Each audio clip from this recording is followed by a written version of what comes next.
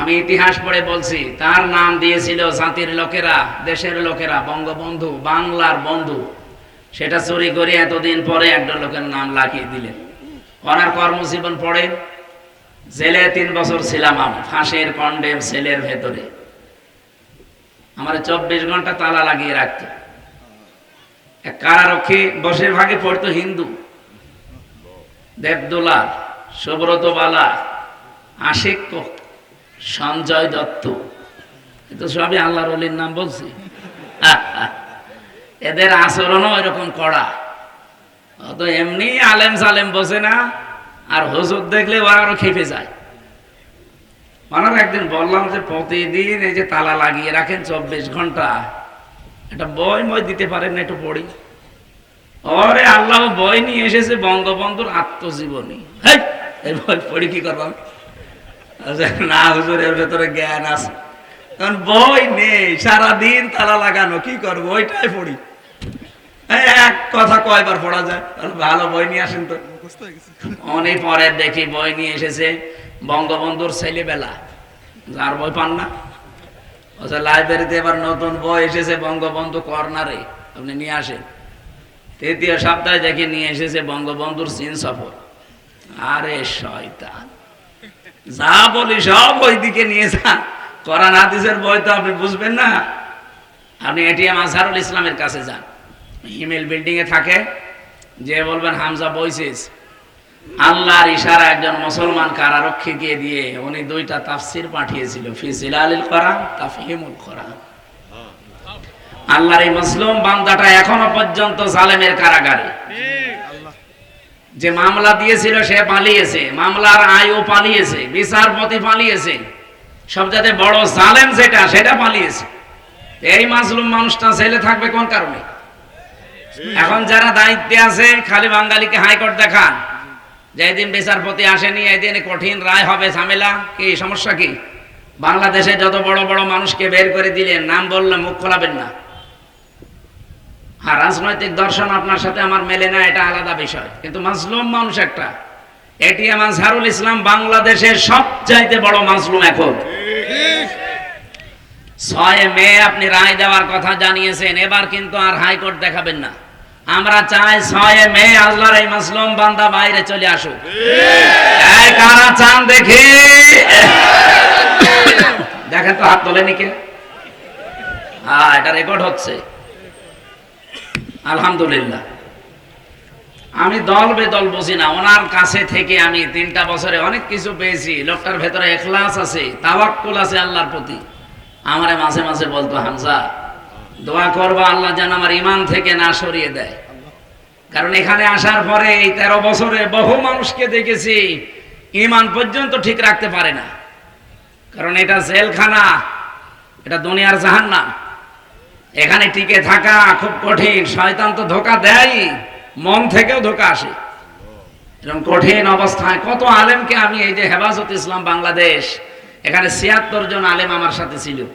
কত মানুষ কত উল্টাপাল্টা ধারণা পর্যন্ত শেষ পর্যন্ত করে ফেলিস।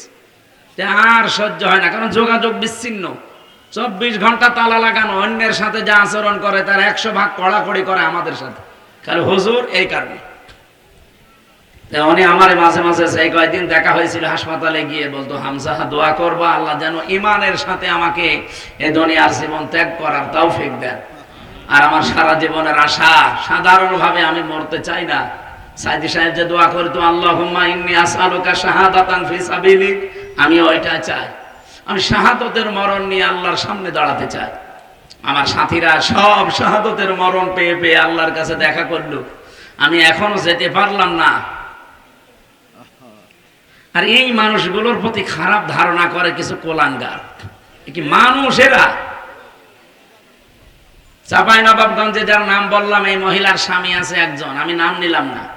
উনি সেদিন বক্তব্য দিতে গিয়ে জানিয়েছে যে যুদ্ধ অপরাধের এই বিচার হাসিনা যেটা আরম্ভ করেছিল এটা যেন বন্ধ করা না হয়, কন্টিনিউয়াস করা হয়। আপনি মানুষ,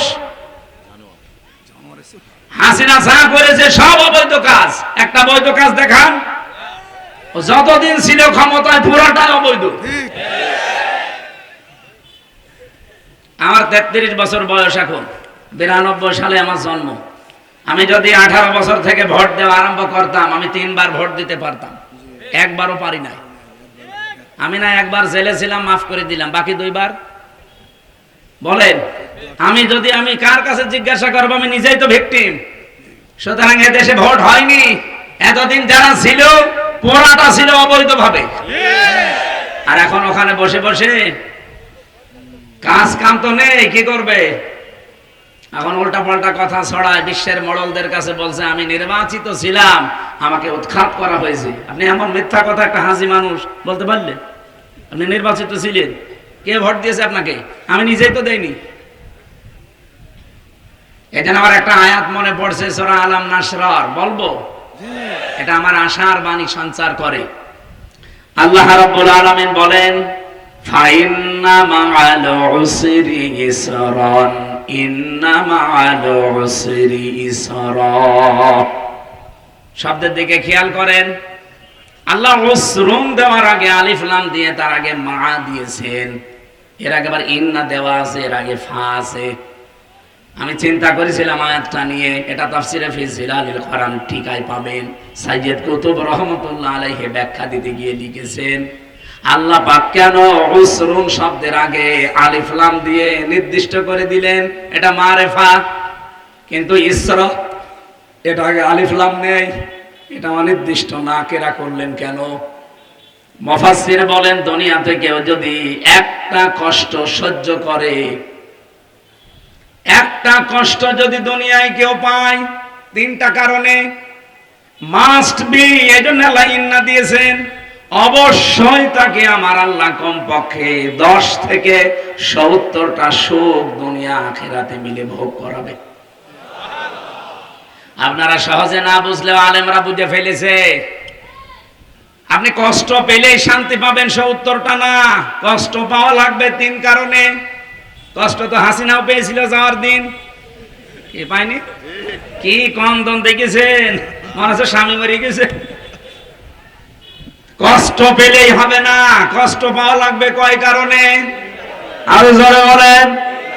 1 নম্বরে আপনার কষ্টটা যদি হয় আল্লাহর জন্য, 2 নম্বরে কষ্ট যদি হয় রাসূলুল্লাহর জন্য, 3 নম্বরে কষ্ট যদি হয় মানবতার জন্য। আপনি তাফসিরে ফি জিলালিল কোরআনে আয়াতের তাফসির খুলে দেখবেন বাংলায় লেখা আছে এই কথাগুলো। আমি সব নিজে পড়ে এসেছি, এজন্য বলছি। আর রাজবাড়িবাসী খুব খেয়াল করে, পৃথিবীতে এই 3টা কারণে যদি সত্যি আপনি কোনোদিন একটাও কষ্ট পেয়ে থাকেন, মাস্ট বি, আল্লাহর কসম, আল্লাহ আপনাকে কমপক্ষে 10 থেকে 70টা সুখ ভোগ করাবে। সিস্টেম অপর পৃষ্ঠায় দেখুন, আয়াতটা আল্লাহ রিপিট করেছেন, পরে আরেকবার বলেন ইন্না মাআল উসরি ইসরা, অবশ্যই কষ্টের সাথে সুখ। এ বলার পরেই তিনি রিপিট করলেন কেন আবার আরেকবার? সাইয়্যিদ কুতুব বলেন আরেকবার রিপিট করার পেছনে কারণ হচ্ছে